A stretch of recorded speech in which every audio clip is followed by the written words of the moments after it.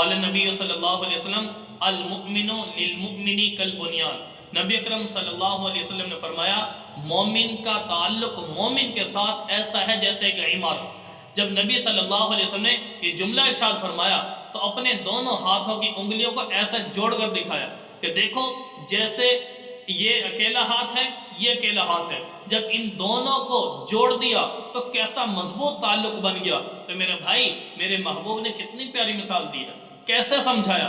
ایسے ہی فرمایا کہ جب ایک عمارت ہے، یہ بلڈنگ ہے، اس بلڈنگ کا ایک ایک جز دوسرے سے جڑا ہوا ہے، ایک ایک جوڑ دوسرے سے ملا ہوا ہے، تو اس اعتبار سے یہ عمارت کتنی مضبوط ہوگی، سمجھ آئی؟ ایک اینٹ دوسری اینٹ کے ساتھ ہے۔ تو میرے محبوب بھی یہی فرما رہے کہ مسلمان کا مسلمان کے ساتھ اتنا گہرا اور قریبی تعلق ہے، تو کوئی مسلمان اپنے مسلمان سے دور نہ ہو۔ جو بندے تجھ سے ہو سکتا ہے اپنے بھائی کے ساتھ وہ خیر خواہی کر، ٹھیک ہے؟ جو تیری طاقت میں ہے اپنی طاقت کو اپنے مسلمان بھائی کے لیے صرف کرنا سیکھ، پڑوسی کے لیے، رشتہ داری کے لیے۔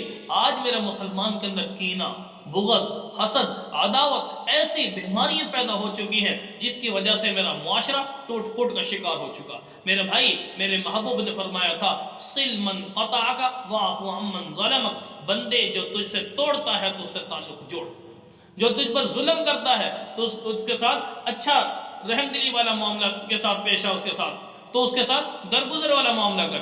میرے محبوب کے اوپر پتھر بھی برسائے گئے تب بھی میرے محبوب نے آگے سے جواب نہیں دیا۔